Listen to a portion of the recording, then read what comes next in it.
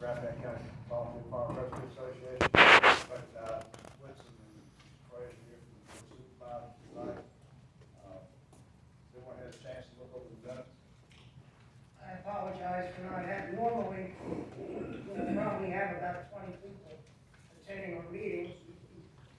According to the attendance roster, if everybody is signed, there's 33 of us.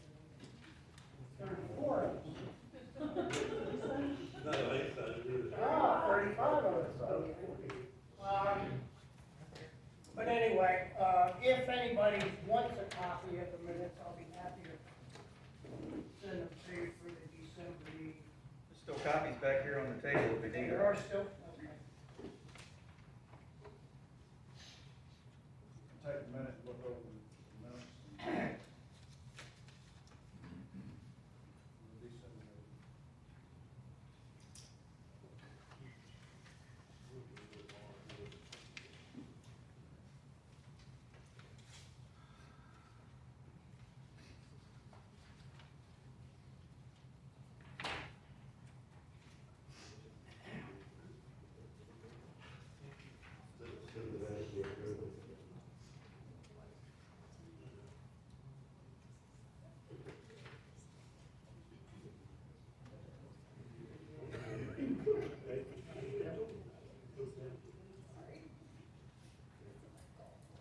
Everybody had a chance to look over the minutes, any corrections or additions? If not, do I have a motion to approve? Second.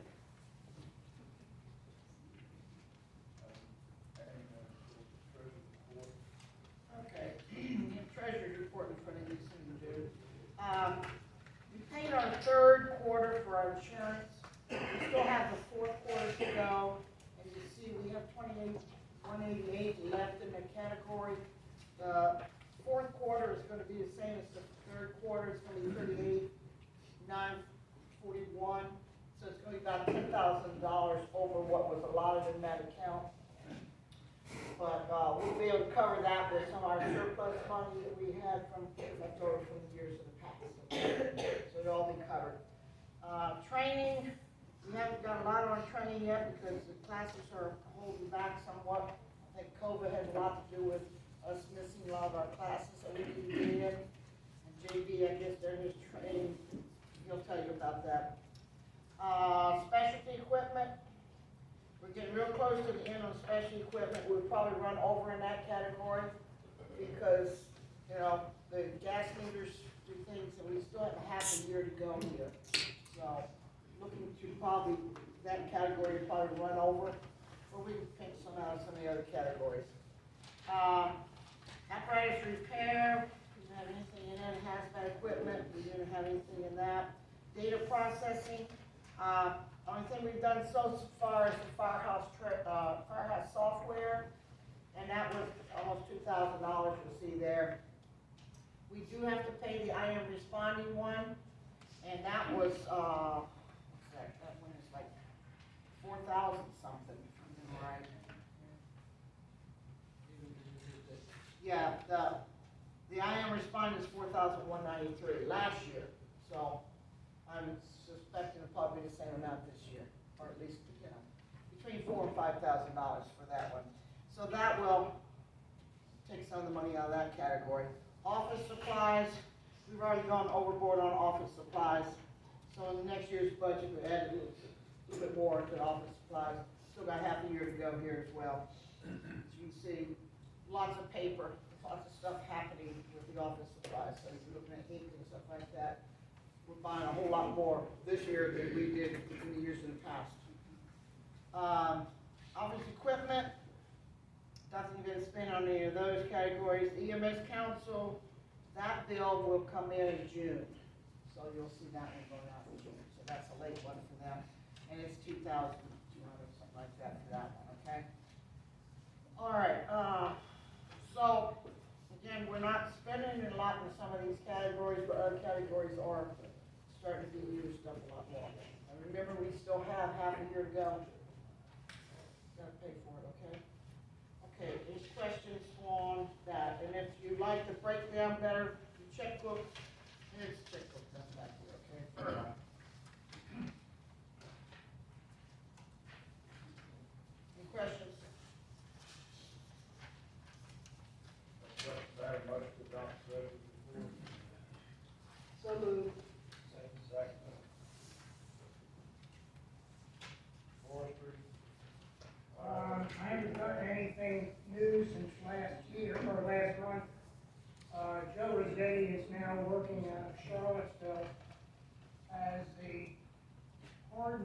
Forest Habitat and Ratio Coordinator.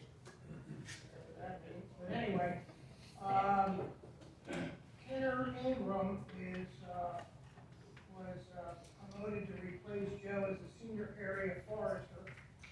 And they still have one vacancy that is out of their Warrenton office. And from what I understand, Kenner is planning on whoever that person is, their main focus is going to be assisting here in Rappahannock County. So I guess we'll find out soon enough. Hey, is there anything on that? I've had JJ saved a couple of emails from here, but it's talking about front number stuff. Sheriff's office, the sheriff is present. Legislative, Mr. Ford is not here. Anyone else, anything to add to that? Anything else got? Drainage, Chief Carter? Let's see, CPR was held on the 15th. For CPR classes, they've been sent out to all the chiefs. Hopefully the chiefs have forwarded them to their members or posted them in their station. If you're registered for CPR, you have to do it 7 days before the class starts. Because I have to send in a roster to Prince William or the AHA affiliate. I have to send a roster into them a week before, so they have enough cards on hand when I turn in my paperwork. So, come to me the week of the class and I say no, it's just gonna be no, because that's the way it is. And I need that lead time at least to get enough instructors lined up for the class as well. We can only have 8 students per instructor. So, if it's more than 8 students, then I have to have 2 instructors. So, next CPR class is scheduled for March the 19th at Fire Station 2, 0800 hours.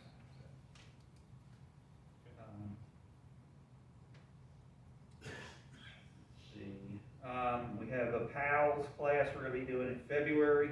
It's going to be a hybrid, so it's going to be online, and then we'll do the practical on a Saturday.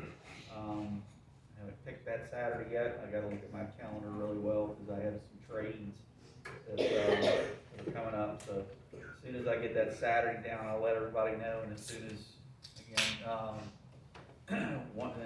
we're gonna have to get with Ann because we're gonna have to order the number of people that are going in, so we can give them a code to go in. We have to pay for that ahead of time through AHA. So as soon as I know how many people we're gonna have in the class, then Ann will be able to pay for it and give you your code so you can enter the class.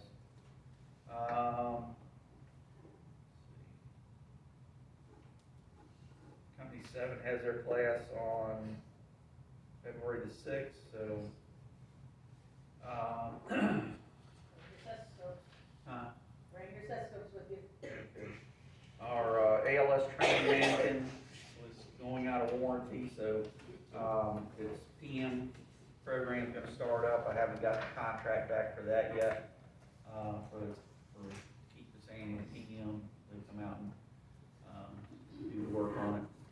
So as soon as I have that number, I'll send that to Ann. Let's see, the firefighter class we talked about in the chief's meeting, and we're gonna go ahead and try to do a hybrid.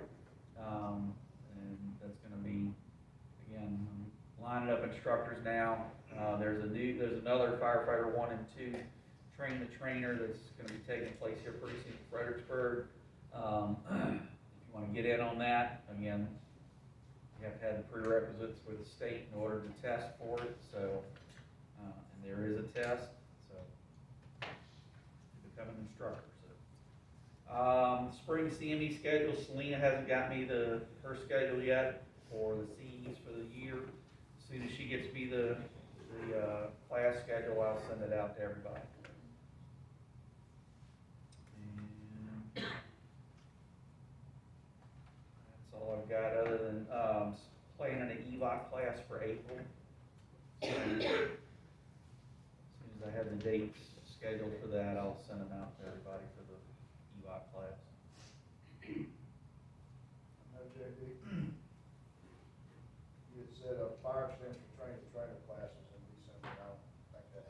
Yeah, it hadn't happened yet, so as soon as I, again, I've been a little busy the last month, so, as soon as I get everything in order, then we'll assign a class date for that.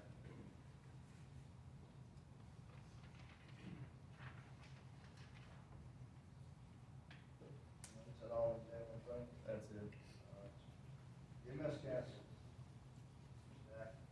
Grants were awarded, and we were fortunate to bring some money to Rappahannock County. We was doing the ambulance.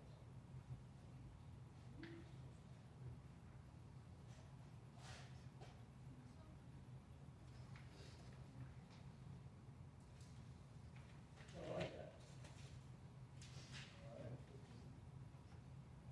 Chiefs committee. Chiefs met on the 13th. All chiefs were present. Emergency Service Coordinator Polster was present. Janie Jacobs of Sheriff's Office was present. We've set up where we meet once a month now. We've got some items that came out of the meeting. There was discussion on adding Company 9 to the ALS call needs. All agreed that Company 9 will be added to all ALS calls. And Company 4 is first due in addition to those ALS units that are first due also. Box assignments, all chiefs agreed to approve the box assignments originally agreed to by the chiefs before the hurt and profit review. Chiefs reiterated their recommendations at the time for the first due response increased from 5 minutes to 8 minutes. Chiefs all agreed to express concern to Company 4 about untrained fire personnel wearing white hats.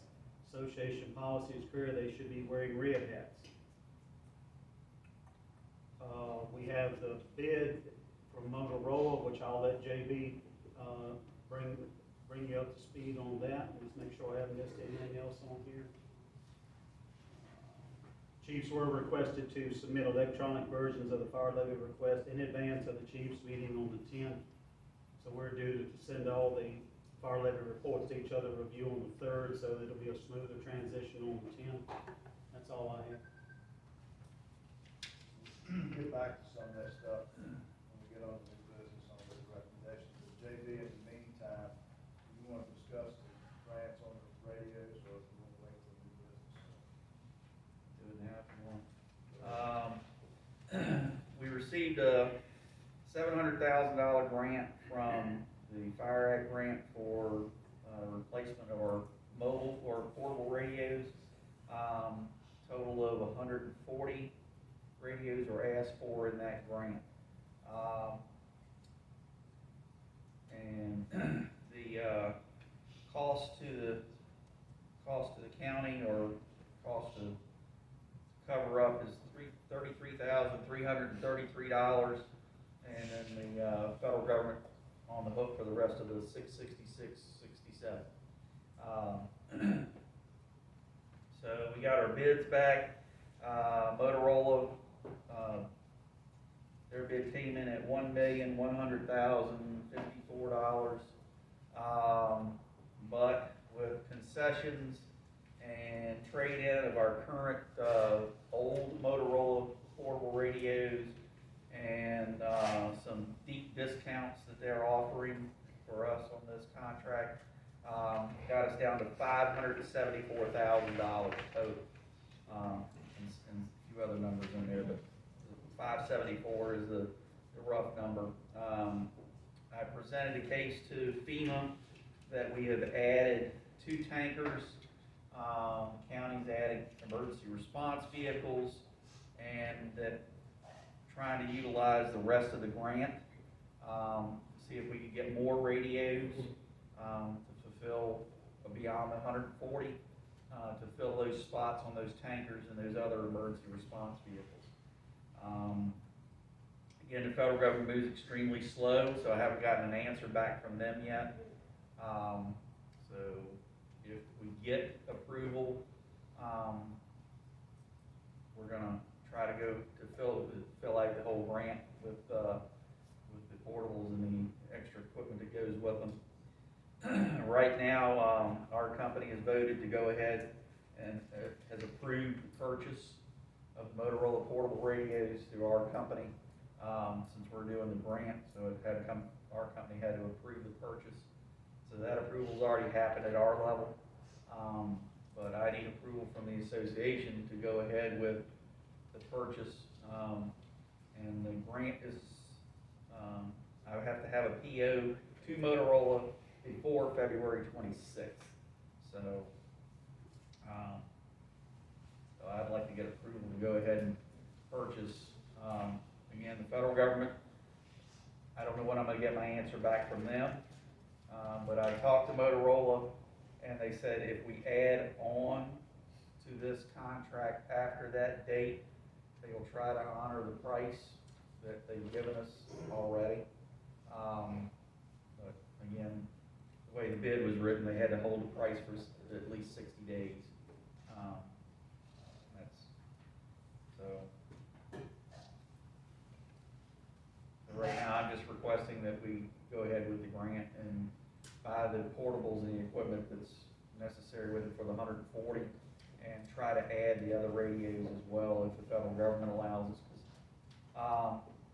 Because right now it's at 574, so the federal government doesn't like, because if they do, they're gonna have to reopen the grants from 2020, and then go award that $125,000 to somebody else that's sitting in the queue. So that'll be money that they'll have to award to somebody else if we don't use it, and they don't like doing that. They don't like going back 2 years to start awarding grant money to somebody. This thing, you only have a certain period of time to spend the money after it's been awarded, so. Any questions? No, we can get to the, vote on that when we get to the business, Jay. Okay. Everybody's have to run that on. File letter board. Yeah. The organization, Fire Levy Board is having an organization meeting, next week on the 26th at 6 p.m. at Company 7. Fire Levy Board's planned review is on the 3rd.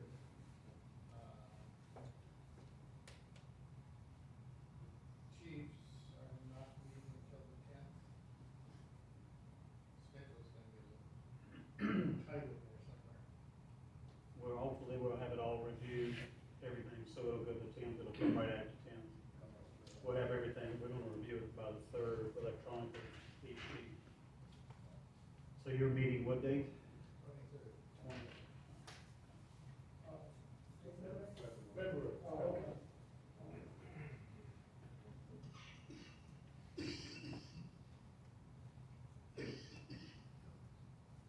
All right, executive committee, If I could just mention, this is based on your email, we had an email that, Sean received from, Gary Curry with regards to the fire levy board and, various and sundry things having to do with submission package. And I've been requested to send this to the company presidents. So, I think all of our presidents, or all of our companies are here. Am I correct? All right, if you could, give me a phone number or an email so that I can contact your president, let me know who they are, especially after the election.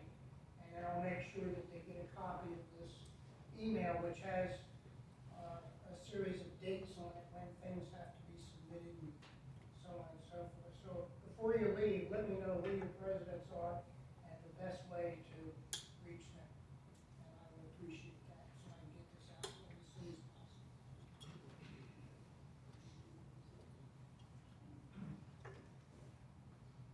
our executive committee, just highlighted what we went over in November, we met with, county reps to discuss insurance company and insurance coverage and policies. So the executive committee met as well as last Sunday to go over a few items of urgency, and one of those happened to be the insurance. So we formed an insurance committee, which will be meeting this Sunday. It's composed of myself and Ms. Smith from the Board of Supervisors, Mr. Colson from the county, and Art will be taking the minutes. So this Sunday at 4 o'clock, coverage of what we currently have, and what it would cost to cover the career staff, whichever the county, when the county so chooses to hire those. And also, Rab, finish with Mr. Buckman, will meet with Jacob from Brown and Brown to discuss the coverage that he can provide and see what the cost is that he can give to us. So, on that, we'll make a move on the insurance and distribute it to the companies. That's a big number in the budget moving forward, which has to be in by February the 3rd. Which the budget we'll discuss later.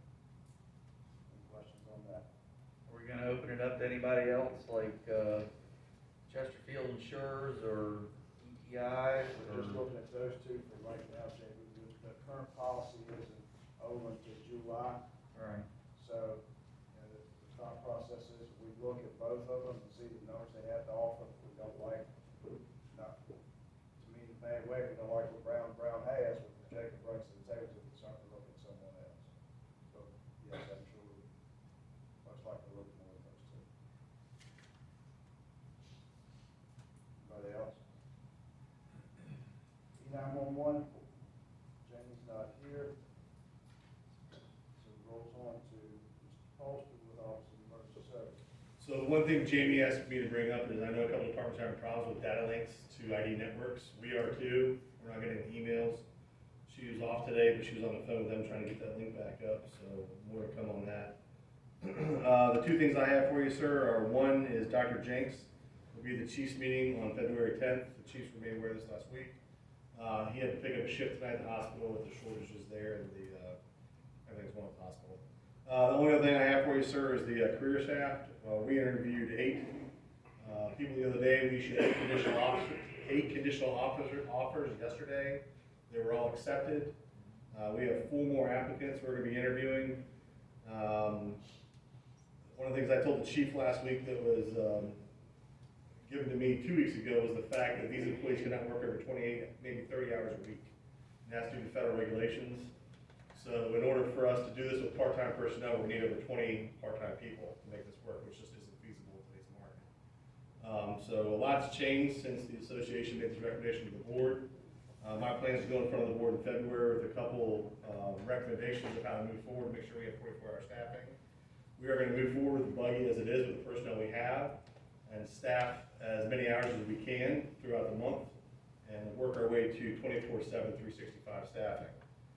We are pressing forward and they are moving forward in the hiring process, and several of them have been sending in different materials they have to do. And if there are any other questions, I'll answer them. That's all I have, sir. John, when did you anticipate that these folks will start? As soon as we get through the process, some are already career fires elsewhere, so they'll send their NFPA physicals in. They all have to go through fingerprinting now. So they're doing fingerprinting. Most of them sent their certifications today.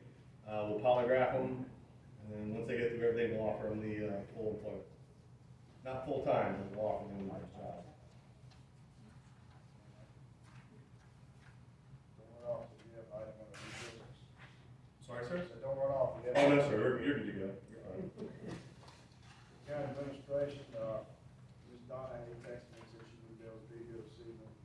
She got held up, but Mr. Woodson, Mr. Frank, do you guys have anything back to go? With the ad, I mean, we're not here to speak for the rest of the board, I don't think the second of the signing would address.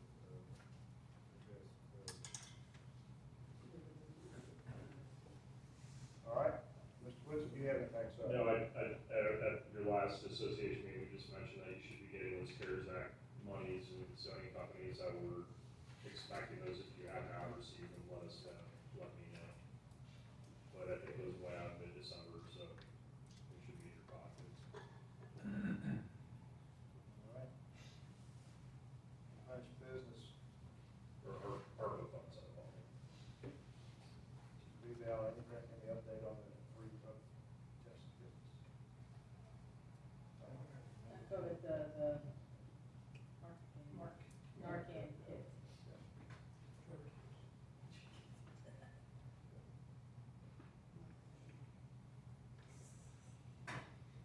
All right, on the new business, real quick, before we get into some other additional things, we've got Harold brought to the association's attention, effective January first, new transport rates for ALS and BLS costs being increased.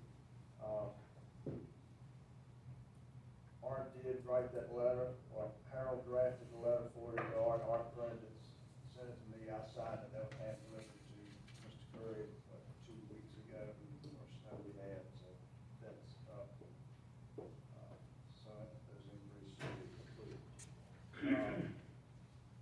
Under new business first, we can take Mr. Polster first, the county's offered a safer grant, and if you'd like to speak to that, Sean? Sure. Most of the time when you think of SAFER grant, most fire departments think about career staffing, and staffing personnel is one arm of it. The other arm is recruitment retention for volunteers. What I'd like to do, and what I proposed to the executive committee 2 weeks ago, is apply for a SAFER grant in the realm of about $560,000. We'll hire a full-time volunteer coordinator that could serve as recruitment retention, volunteer coordinator, and training coordinator for the volunteers for the county. In addition to that full-time position, it has a stipend in there for volunteers responding